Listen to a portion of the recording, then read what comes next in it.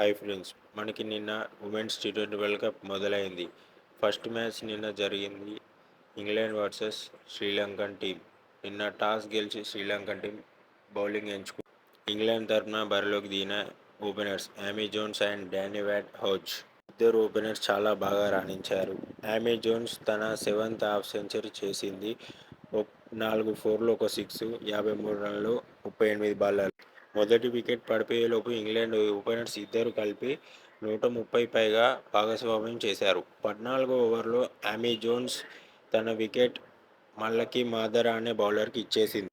Danny Wyatt house తన 3rd century score చేసింది. అలాగే 12 4లు, 1 6తో 105 పరుగులు 62 బంతుల్లో.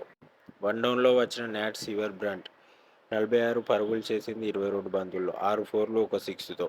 20 ఓవర్లు ముగిసేసరికి శ్రీలంకన్ టీంకి టార్గెట్ ఇచ్చేసింది ఇంగ్లాండ్ టీం. 219 for 1 wicket.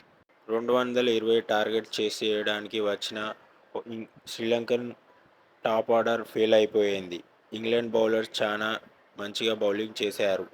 అలాగే ఎవరూ అంతగా రాణించలేదు.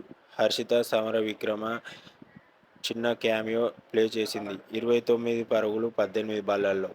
నీలాక్షి డిసిల్వా 39 పరుగులు చేసింది 33 బంతుల్లో. 2 4లు, 1 6 ఆలౌట్ అయిపోయింది 132 పరుగులకి.